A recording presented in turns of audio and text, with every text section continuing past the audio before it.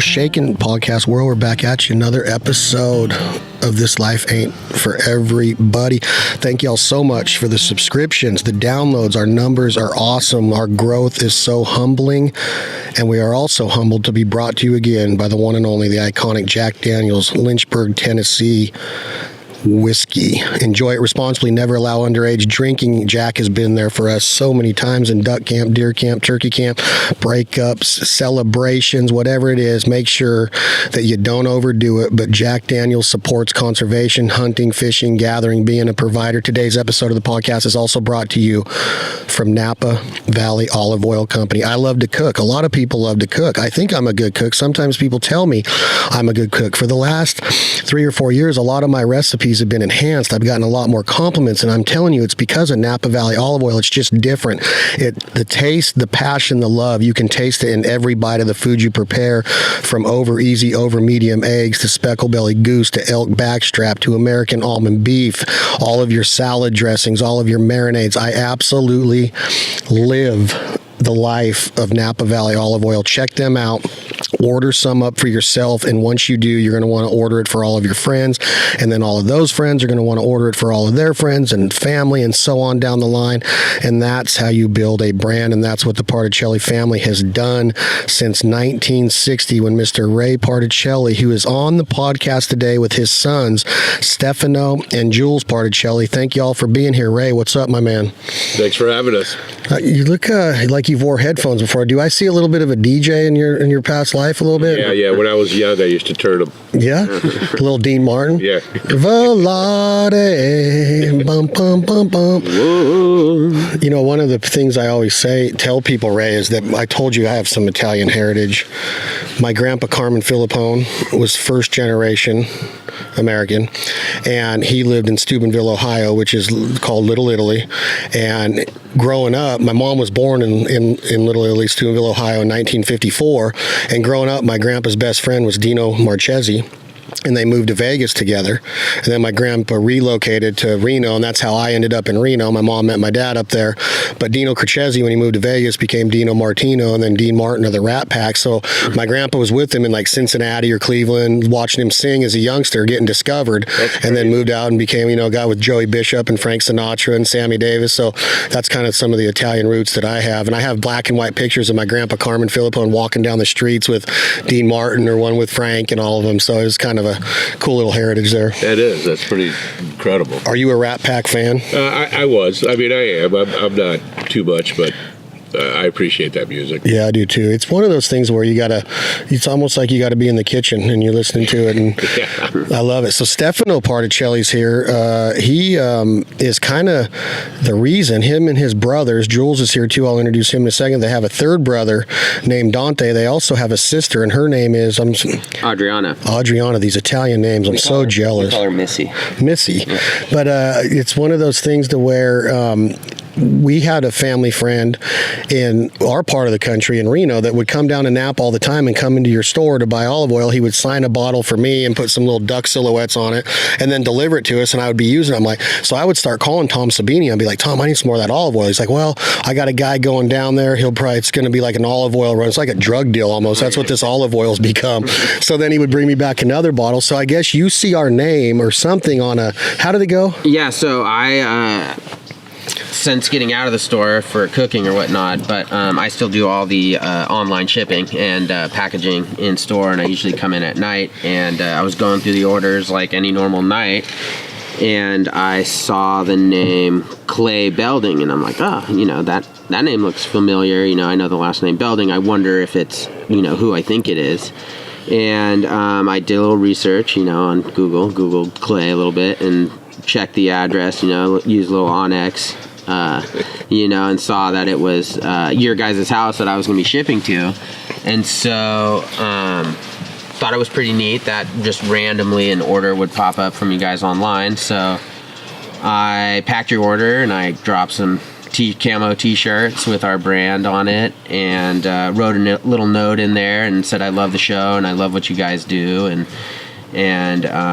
enjoy the t-shirts and some salami and all that stuff. And I just kind of shipped it out, just thought it'd be cool to just drop a little note and say that I like what you guys do. And a few days later, when Clay got the order, I guess, gave the store a call, got a hold of my aunt, Narcisa, and said, hey, this is Clay Belding, and, is Stefano around? Can I talk to him? And she's like, yeah, whatever. I'll take a note and write it and slap it to the cash register. And so like a day or two went by, and on the I walk in, and on the cash register says, call Clay Belding, and I'm like, his order's probably late, whatever, he's got it now. And then he called again and said, hey, have him call me. And so finally I gave him a call, and that's how the introduction was made, and we talked for about half an hour, and here we are today. So the familiarity though comes because y'all are hunters, yeah? Yeah, we're grew up hunting. Grandpa hunted, Dad hunts, me and all my siblings hunt, and cousins and all that. And obviously we watch the show. We're big fans of the Fowl Life, and it was basically the only hunting show, because watching duck hunting on TV, duck hunting was not very popular on TV. And then when the Fowl Life came on or whatever, it was basically the only show I DVR'd and just had pre-recorded, so when I got home I could watch it. And Well, that's cool. That makes me feel good. 13 seasons. We're getting ready to air season 13. Yeah, so I've been watching it for a while, and the YouTube stuff and whatever, and So before I ask Jules something, do you start thinking with that conversation with Clay, because of the cooking part of what we do and kind of living off the land and sharing the passion? We don't want to try to put it out there like, hey, we're the best at cooking. We just have a huge passion for living off the land and eating what we kill, right? For sure. We're sitting down here at my grandma's right now, and you can hear chicken roosters in the background, so we have, about 30 chickens back there that we get farm fresh eggs from, and we got the rabbits that we harvest. We raise our own rabbits and stuff. And when he mentioned that, we're kind of doing this thing, and I've watched your show enough to know that you guys like to cook. Most of your meals you guys cook when you guys are out hunting in hunting camp or whatever. And he mentioned, I think, and kind of maybe what I was secretly hoping in the back of my mind was, hey, your guys' olive oil is really good. You think, you guys want to do something together or whatever. And I think, hunting and harvesting your own food off the land, and you need a way to cook it. And olive oil serves a bunch of different purposes in the kitchen, whether it's marinade or dressings or the first thing in a saute pan when you saute something. And so, with like the duck hunting and stuff, I thought it could or would go great. So yeah, it makes sense. And Jules, you are very intimate with the oil, meaning that you're hands-on with the actual oil every day. I kind of saw what your gig is today. Talk to me a little bit about you got to have a ton of love to do that every day. Sit there and, you guys sell a lot of bottles of olive oil. So give me a little rundown of what your responsibilities are. Yeah, well, basically, I'm at the shop every day with me and my great aunts there a lot now during the day. I'll come in, I'll sit down, I'll bottle and label whatever we try to get the oil back up to whatever that quantity is for the day that we need, that we think we're going to sell, probably the normal amount. And I'll bottle it and I'll label it, and it takes a lot of passion, because it's not a glamorous job. You're sitting in the back of an old barn, and it's cold, and it's, like I said, it's not glamorous, but I understand that my job is also me preserving what our family has built over the last 60, 70 years. And then before we were around, we opened in 1931, so this is our 90th anniversary, basically. Wow. And so I understand, the history that I'm preserving, and it feels good. So when you get this call from Stefano, says, hey, I got to run something by you, these duck hunters have this show, are you just like, hell no? Like, what are you talking about? We're doing fine. We don't need to be on the outdoor channel. Are you? I know you're old school, Ray. So was it a hard sell, or how'd you react to it? Well, I think it came up in conversations prior with you and with your brother. We haven't spent a penny hooking up with anybody, any kind of advertising or any kind of sponsorship or anything in our entire history. I mean, we've been very, very fortunate in the sense that our product is good, our customers are loyal, and word of mouth, like you said earlier, you tell your friends, they tell theirs, and we've had generational customers. So when we talked about it, I mean, for me, it's great because it's like a shot of new enthusiasm into the business. I am there in name, and I get a few cents out of it. I'm still making some money out of it, but my aunt is there all the time. But my boys are the next step, and probably somewhere down the line, my aunt's got a daughter that wants to go in there. So that generation is the one that's going to have to take the next step. Somebody a lot smarter than me in business said, if you're not growing, you're dying. And we haven't grown very much as far as how we do stuff. Our business has grown because of the loyalty of our clientele. I mean, we do better and better every year, but almost through no effort on our part. It's just organic. Our growth has been. This, to me, was a great opportunity to meld two things that my family loves, which is family, business, and the outdoors. I mean, I've said my whole life, if I had the same enthusiasm for work that I do for the outdoors, I'd had more money than you. But sadly, I bet you do. So for them, I mean, I know our history and how humble it was, and that my dad and my uncle and my other uncle couldn't speak English. I mean, they knew like 50 words, just enough to interact with a customer, like $12, thank you, bye, yes, no. But that was it. I mean, to this day at home, we speak Italian 100% of the time. Wow, I mean, you've met my mom. I mean, she can get by in English, but there's never been a word of English spoken in that house. And my dad, who died a year ago at 95, he worked until he gave his third to my sister. And, I mean, if you were to drop him off in the middle of L.A., he'd die there because he couldn't talk to you and ask, how do I get the hell out of here, So to go from that to be associated with something like you guys provide, it just blows my mind.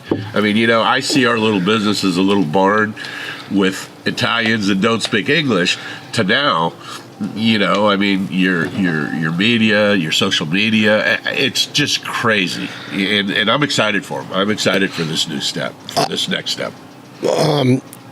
And I am too. And when you think about this area of the world, this is a very popular area for tourism. There's not big casinos here. There's not some big beach here. This is bed and breakfasts and wine tours. There's a wine train. There's limos that'll take you around. There's like I said, bed and breakfasts. There's great restaurants here, but a lot of it is walking into a tasting room, sitting down, grabbing some different wines, and then you walk out of there either a member or a couple bottles, and you go back and eat breakfast, dinner, whatever.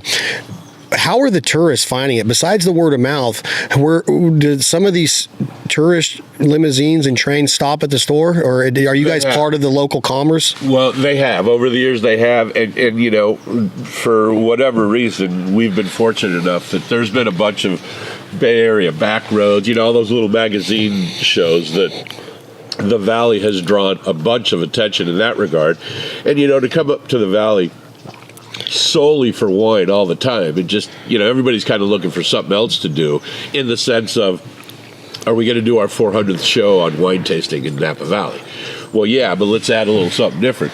Well, the food scene in the Napa Valley is off the charts. I mean, I would put Napa Valley food with food against food of anywhere else in the world. I mean, we have a great culinary history here. So we kind of meld in between that. Our olive oil has just, we've been fortunate enough to attract enough attention. And then stuff like, those little magazine shows are incredible. After every one of those, there was a huge influx of people. Oh my God, I'd heard about you, but now that I see it, they wanted to try it. And again, one leads to 2 to 4, 4 to 8, 8 to 16. I mean, it really, that's how we came to be successful, what little success we had.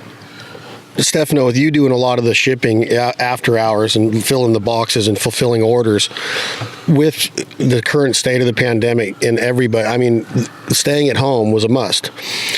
Barbecue companies couldn't build enough grills. I know our association with Traeger, they can't make enough grills. A lot of the spirits companies would have died on the vine if you weren't allowed to buy alcohol and bring it to your home, because the bars or the casinos, the restaurants are shut down. Yeah, for sure. They stabilize their numbers. A lot of people are becoming what I call backyard aficionados. They're getting intimate with their grill, their culinary flair, their passion for cooking and feeding their family.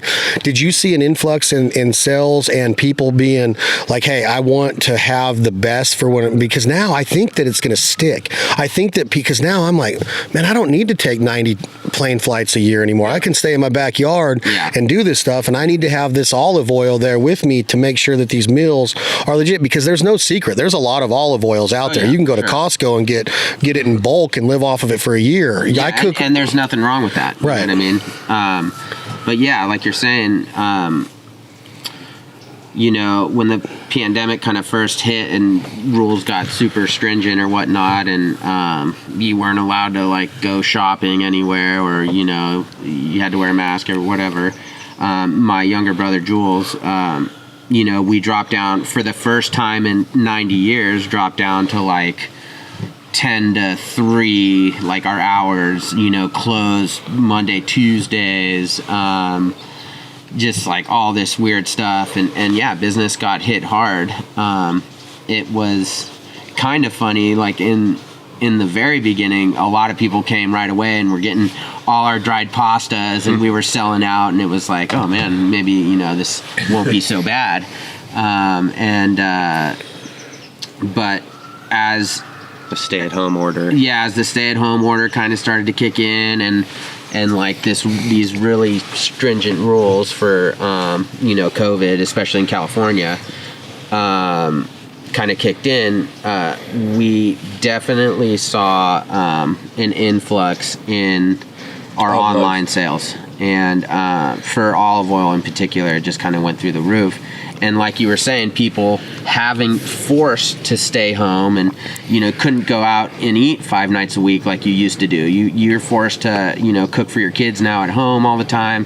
You can't just make them hot dogs every day. You got to kind of switch it up. And so even like just locally and, what you see on social media and stuff, everyone, like, there was a phase of people making sourdough starter, like, got big, and people started baking every day, and like, same thing with the olive oil. I mean, people were buying a ton of olive oil, all our different flavored stuff, and we're going and just cooking new stuff, and we were seeing, like, just more and more people, and a lot of local California people really kind of stepped in and kept ordering online, and I would keep seeing the same names, there's a ton of new people buying oil as well, but there was like the same kind of local San Francisco or Sacramento Valley people that were ordering again week after week, getting another bottle, or you'd see their name getting a couple bottles and sending it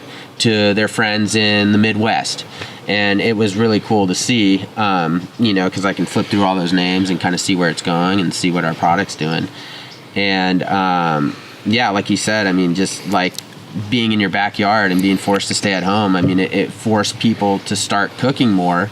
And we have that great niche of selling olive oil, and people need olive oil to cook. And so, yeah, it definitely helped our sales in a certain way. Our in-store sales obviously go down, but our, having a website and stuff kept us going. And it was just cool to see all the olive oil going everywhere.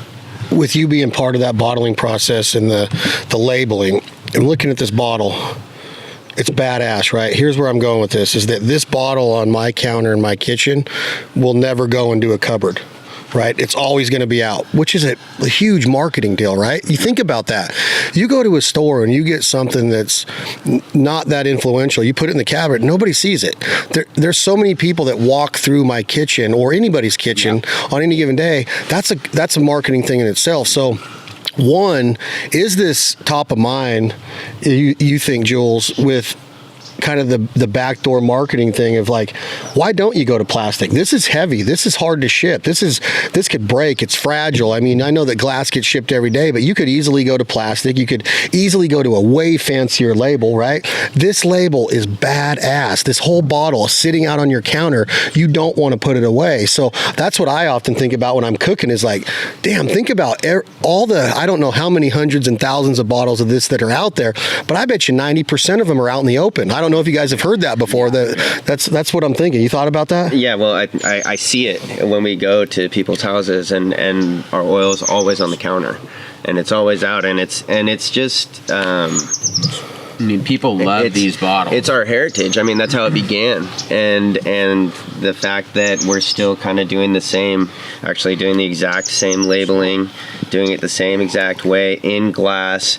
For one, it's not in dark glass because we expect you to use it quickly, right? So usually in oil, a lot of them like to put it into like a tin or something like that, so it gets shielded a little bit from the sunlight, but that only causes damage over a long period of time. So this being in a glass bottle, people always ask me, why is it in glass? And well, once you try it, you're going to use it before any of that even matters. So it's about tradition. It's about having the glass that we used to have and doing it the same way that they used to do it, and there's something to be said for that. I mean, it is amazing to me. Like every time I look at it, it's like, who the hell's using all the olive oil? Who the hell's drinking all my whiskey? Who's drinking all my milk? You know, and you look at the olive oil and you're used to it, like what you're saying in the dark container, never knowing the level. And every time I look over at it, I'm like, it's being used in every single thing that you cook. And again, that's saying that backdoor marketing of like, y'all are going to come back. You guys are going to buy it again. And again, Ray, when you start thinking about all of those bottles sitting out on the counter, you start thinking about your old man, 95 years old, first generation. He wasn't even your first generation American. He came from the old country. What did he do? What did he do that made you say, you know what, I'm going to stay in the family business? Because you're a basketball coach since you're 18. You have a very outgoing personality. We talked about it a little bit earlier, touched on, hey, do you really like being in that store all day? What did the old man do that made you say, I'm staying in the family business? Well, I think, first of all, you know, kind of his school of thought was a great product at a great price and just honesty. You know, there's no, we talked about it a little bit earlier, you know, now people are spending good money to make modern buildings and modern businesses have our feel. You know, none of what we have was, you know, let's sit down and have a meeting and see what direction we want the store to go. And I mean, our store looks like that because it's 100 years old. Our oil is like this because we've always wanted to give a really good product at a very fair price. I mean, for California olive oil, it's very reasonably priced, and you know, we own the property. Nobody works for us. It's all family. We don't have 1,000 coolers. You know, we got 3 of them. That we got 5 light bulbs. You know, so our overhead isn't incredible. So we just have always extended that onto our customers, and we've been honest and fair. I mean, you know, that's about all you can ask for in life. You know, if I deal with you and you're honest and fair, what more could I possibly want?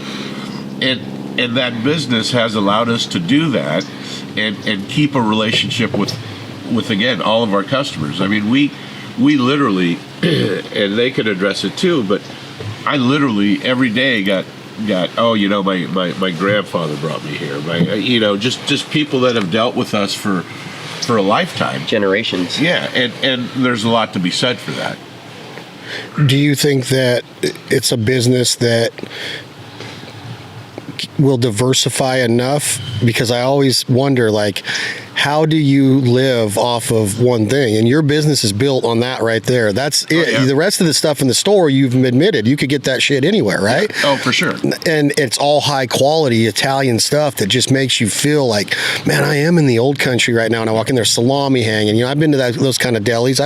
You've seen them in Jersey, you've seen them in New York, and to be, you know, to see where it is, it's so unassuming. And then when you walk in there, you feel it. But why no other? And I know there's some infused oils, but with the success of that, why hasn't there been more diversification of your family business or the products that you guys actually offer?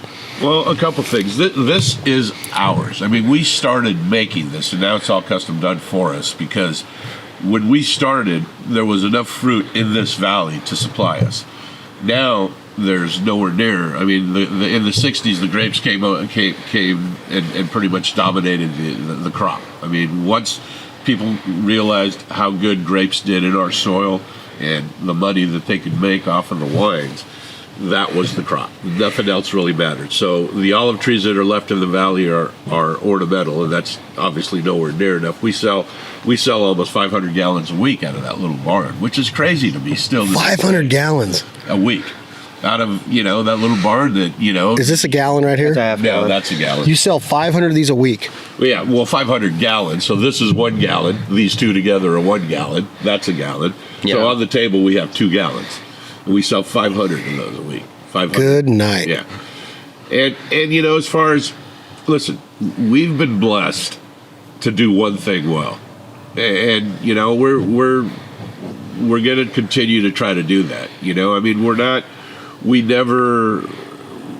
we just don't, or I say they can do from here on out whatever they want. They can go whatever direction they want.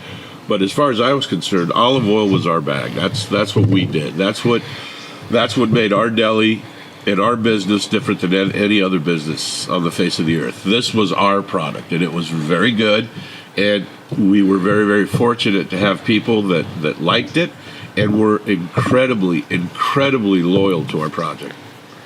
And as you just mentioned, sometimes guys, Stefano and Dante and Jules' age, they're like, the old man did what he could, but now there's a new way of doing business. So they'll come in and they'll add something or they'll improve it. Do you seem very lenient on that of, hey, if it is what it is. So the traditional part of the business to you is kind of being passed down, the torch is being passed down, and you're saying, hey, sons, daughter, run with it. Yep. But always remember, and you guys, I'm sure, Stefano, know what this means right here, this bottle, right? Yeah, I mean, that's basically what our whole, like he just said, is our whole business is based off that bottle. But I think what we definitely intend in keeping is when you walk into that store and you walk in and you see all the business cards hanging on the wall from the last 50 years of business in there. I mean, there's business cards from like the 40s hanging in there. And you see like my great aunt Narcisa talking to people and cutting like a wedge of cheese for someone. And someone's like, hey, I'm going to go home tonight. What kind of sauce, like what would you do with this pasta? And she's half Italian, half English, giving you a recipe, and people are coming in and seeing that. And you hear like customers like kind of whispering like, this is how it was when I was a kid, when I would come in here and their grandpa would help me and he would cut us cheese and he'd always give us some free cheese and salami and say, go sit at the picnic tables outside and eat.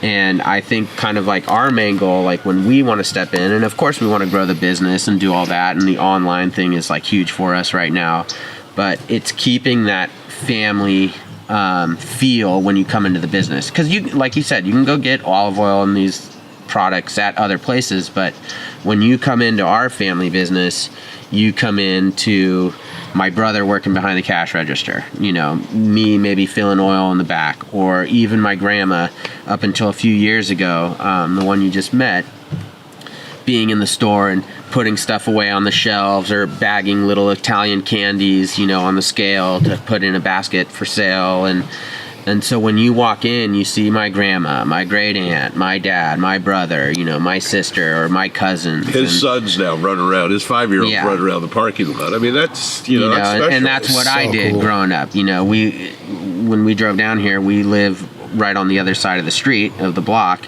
And, me and my brother would walk over barefoot and he'd be grating cheese in the back room and he'd say, hey, you guys need to bag olives and stuff today and Parmesan when we were like 10 years old, And it's just, I think we just really want to keep our kind of family feel of the business and tradition of the way they ran that store alive in it today. And I think that's the oil's great, don't get me wrong, but I think that's why people come back, is because it reminds them of their childhood and of a better time. And it just brings back, you walk into that place and you get hit with this waft of salami and cheese, this smell, and it just reminds them of their childhood, and that's why they keep coming back, and third, fourth generation people, and keep buying our oil, and new people hear about us and come in. So Was it kind of be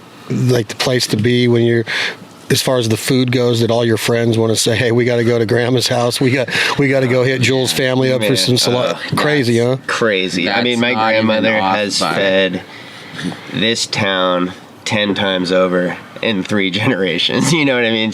My dad, every basketball team that he coached, they'd have family or team dinners here. My grandma would cook for them Before every game. before every game. Every home game. Every home game. Pie, We'd be stuff out full here of eating. pasta. Yeah. Before a game? Yep.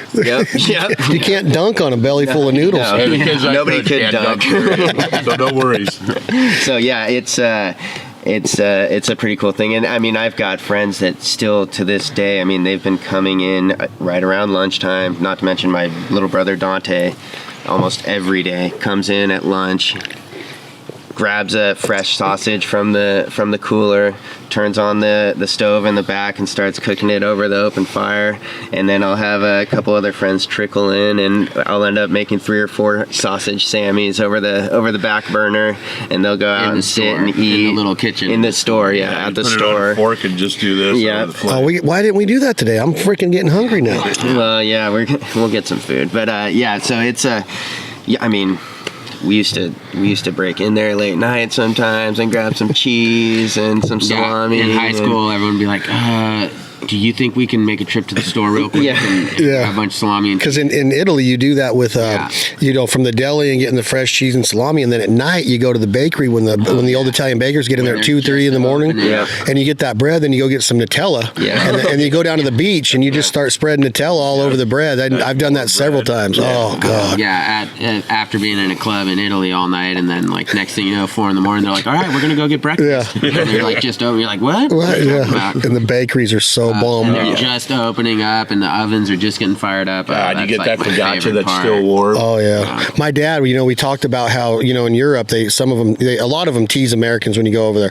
Well, my dad, rightfully so, would get teased because he was Czechoslovakian, and that'll do. he would put an A or a vowel on the end of every word that he spoke in Italy. Yeah. He would just speak English with an A on it. And so they would look at him. So he would like literally go up to somebody and he'd be like, what time is it? And a funny story about my dad is he passed away way too young in 2006, but we were in Italy in like 2001. And we were coming back, maybe earlier than that, whatever year Titanic came out. I don't even remember what year Titanic was big, but we're on the flight back from Italy, a long flight over the pond, and Titanic's the movie. So my mom and dad are sitting back here. Us 3 boys are up in front of them a couple rows, and we look back, and Pops keeps giving us the thumbs up. I'm like, what the frick is he doing? Like, what does thumbs up mean? Like, like you're enjoying the flight or whatever. So we get done, we get off the plane. He's like, did you guys understand all that? And me and my brothers Clint and Claire were like, understand what? And he's like, the movie. He goes, I think I was understanding a lot of it. I didn't, I picked up on some Italian when I was over there, but I felt like I knew what they were saying. I go, Dad, you watched the whole thing in Italian? He didn't know that you could switch the the language, and I just remember him being like, "Oh man, I think I'm getting this." And so he's pointing to us the whole time, thinking we're watching it in Italian too. But you guys have had some Italian movie royalty in this backyard many times. You said Francis Ford Coppola has sat right here eating. He has. He's a good friend of the family, him and his family. And that's one of the things that, like I say, I look back and I just scratch my head. I mean, my mom and dad, 4th, 5th grade education. My uncle, 4th grade education. Don't speak English. And somehow, 50 years later, we're breaking bread on a regular basis with people like that. I mean, that's part of why I look at the store and just kind of just shake my head. And it's just amazing. So explain to me, I don't think in my lifetime I've ever walked into a house and had somebody ask me, hey, you want some anchovies? Like, that doesn't happen very often. So I walk into your mom's kitchen and you say, do you want some anchovies? And I say, well, heck yeah. And explain to me what it's called again. How does it end up on Francis Ford Coppola's menu at his restaurant? Yeah. At his restaurant. A couple of them. And what's in it? Well, because that stuff was amazing. All right, so one of the things that Francis really likes for an appetizer is these marinated anchovies. And it's basically anchovies with a ton of garlic, a ton of parsley, and a ton of this. And that's one of his favorite things. And Stefano's a chef, and he set up a couple kitchens for Francis. And Francis wanted that as an appetizer in his restaurants. So he did the dish, and Francis chose to call it Nonna's Anchovies, which for people that don't speak Italian, Grandma's Anchovies. So yeah, they found their way into 2 or 3 of his restaurants. Yeah, just I think they're on the menu at the resorts down in Belize, and then they're for sure on the menu at Francis Coppola Winery in Geyserville, because that's where I cooked and did all the menu planning and stuff there. But he had them in the one in the city too. Yeah, he might have had it at his cafe in the city. Is the city referred to as San Francisco? Yeah, San Francisco, yeah. Do you get in trouble if you don't call it the city? That's just what we that's call all. it. Because when you call it Frisco, you would get ripped. Oh yeah, nobody Frisco. calls it Frisco. Nobody around here calls it Well, Frisco. yeah. Out of towners call it, but here the city's always been. San Fran, yeah. It's the city. Yeah. So it's olive oil, garlic, It's super simple. parsley. Yeah, olive oil, garlic, parsley, and the way she does it, and then the way I did it for the menu is you pick all the leaves off the parsley, little stems is fine, and then you clean all the garlic and you throw it in a Roboku or a food processor, and you just hit it pretty quick. You're not trying to puree it or anything like that. It's just kind of rough cut.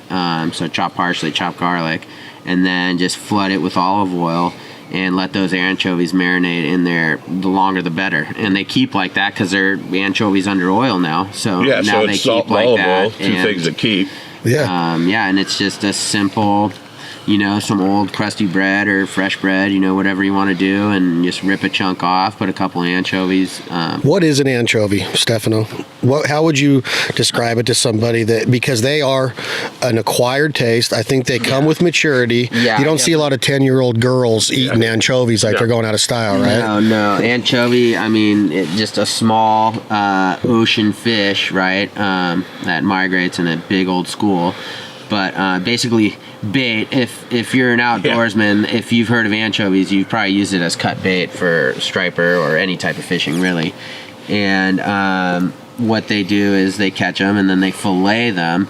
And most of what we're used to is either anchovies under olive oil or salted anchovies. And I think probably salted anchovies came first because it was the easiest way to store and cure and keep and preserve the fillets. And so I'd say it's probably about 2.5, 3-inch fillet of both sides of the fish. And and it's just super salty and fishy.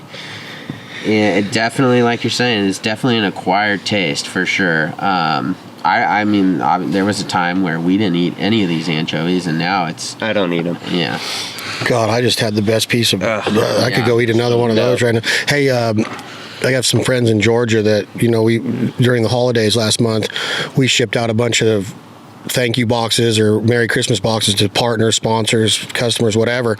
And included in that was the little bottle of the olive oil. Is that the smallest one, the quart? 32. So there's a smaller, but yeah, it's a quart. So we sent out a bunch of those, and I bet you I got 15 calls or texts. Hey man, I put some crappie in that olive oil and flash fried and you sauteed it real quick. Yeah. And I got a buddy down in Boca Raton, Florida, of all places, that did mahi with it. Oh, nice. Him and his wife, and he's like, dude, I'm telling you, like, blew his mind how good it was on the fish. So where I'm going on that fish theme is like, it's awesome with fish. Oh, and so again, my dad just told you I cooked for a long time before I got into the family business, and most of the restaurants that I worked in, I kind of was like, hey, my family, which were basically all Italian restaurants, but my family has an olive oil shop, and we make olive oil, and obviously, I can get us a good price, we can use my family olive oil, in the restaurant. And going back to your fish theme, me and a buddy opened a restaurant in Rutherford a few years back, and we did a lot of crudos every day. We would do a fish crudo, which is basically raw fish or sashimi style fish, and almost every crudo we did got finished with the olive oil. So you don't need to cook with it or whatever. Just the dish itself was, let's just say we were running fresh ahi, sliced super thin with like crispy shaved garlic, little fried basil, and then finished with our family olive oil. And a lot of the reason that dish was good is because it was just kind of finished with like a nice peppery olive oil that kind of just brought all those flavors together. And yeah, you can flash fry with it, you can finish with it. I mean, every pasta that left that kitchen got a huge swirl of fresh olive oil on it right at the very end. And which was new to me, because growing up, yeah, we put olive oil on some stuff, soups and all that stuff that my grandma would make, but we never like finished the pasta with olive oil. And now it's like kind of a go-to when I'm plating food for other people or whatever. Always get like a nice big little gulp right on top of the pasta, and I think it just adds that little extra kick to it.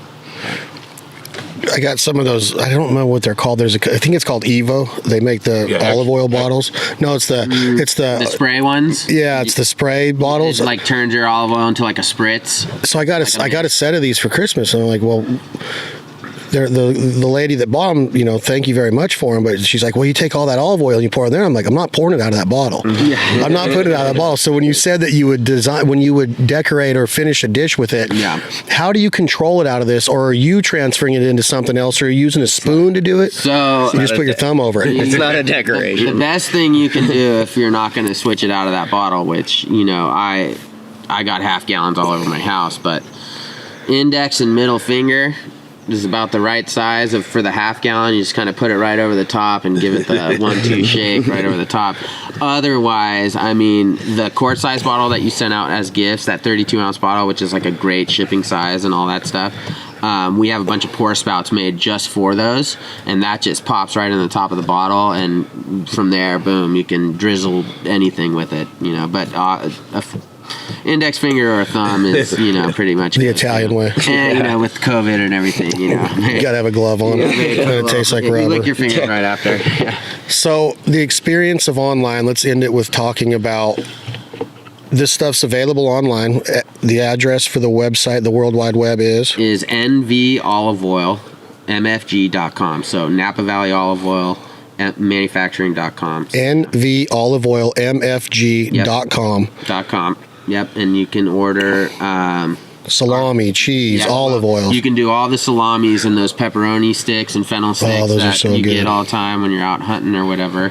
Are really good. You can get those online, and again, I mean, you can get all our infused stuff and all of our balsamic vinegars and stuff like that. We have a traditional 18-year-old balsamic vinegars that we can barely keep in stock. It's from Modena, Italy, but our family blend of olive oil, if you haven't tried it, is definitely worth an order to try it out and see if you like it. And Jules, is there a olive oil club, like a traditional Napa wine club? Can I get on a monthly deal to where it just shows up? Not yet. We're working on that. Oh, should I not mention that? No, that's actually up the pipe. Yeah. See, that is my idea. I'm going to need some commission on this. That's in the works. That's actually in the works right now. 3 times a year. Yeah, every 3, like quarterly 3 or 4 months. 4 times a year, we'll send out. Shit, those people aren't cooking that much then. Well, this needs to be a weekly deal. We're thinking half gallon of oil. Half gallon, whatever. 55-gallon drum. 55-gallon drum. That'd be 2 gallons a year. Yeah. Yeah. But anyways, that's definitely something to look forward to, and then we'll kind of take the guessing work out for you, and we'll throw a jug of oil in there. And maybe a couple different flavors that you might like, a little garlic flavored or herb flavored olive oil, and you can fool around with that. But yeah, that's definitely something that's coming down. That's to come in the future. Yep. That's the Particelli family, Napa Valley olive oil manufacturing since 1931. Mr. Ray got involved in 1960. His dad did. He was born in 1960. His sons, Dante and Jules and Stefano, his daughter, Missy, his aunt's in there, his sister's in there. It's an amazing operation in such a small place. But you talk about cozy and traditional and legit Italiano. I absolutely love what's going on within those walls of the Napa Valley store. For olive oil, you got to check them out. NV Olive Oil MFG .com is the website. Get on and order some of this. I'm telling you, it will enhance your cooking skills. You will one day be as good a chef as Stefano Particelli is. I've had his food. He's pretty amazing. I've been begging him to come cook again. I'm thinking next week we're going to have speckle belly and rabbit dinner at Duck Camp next week for the end of duck season 2020-21. Today's episode of the podcast, again, was brought to you by the one and only Jack Daniels, Old Number 7, Lynchburg, Tennessee. Enjoy it responsibly. Never allow underage drinking. And the episode was also brought to you by the family you just heard here, Napa Valley Olive Oil Company. Look for more of their stuff at NV Olive Oil MFG.com, and you will see them all over our social media. The Foul Life television show, season 13, starting July 2nd, 2021, exclusively on the Outdoor Channel. And we're going to have big news coming with our new TV show, The Provider, which will be airing on My Outdoor TV Digital for all you younger guys and younger girls that can't buy cable. I don't understand it. Cable is so awesome. They can't afford cable yet. But no, I don't know if they can't afford it. They just like to swipe. They like to get their content quick. But y'all get ready for The Provider, our rubs, our cookbook. You're going to even be able to find that stuff at nvoliveoilmfg.com. I'm Chad Belling. This has been another edition of This Life Ain't For Everybody podcast. Tom, hit that button. This is Leith Lofton, written by Drake White and Leith Lofton. What you going to do when the money's all gone? I'd rather be poor living off in a hole, rich as hell without a soul. Life on earth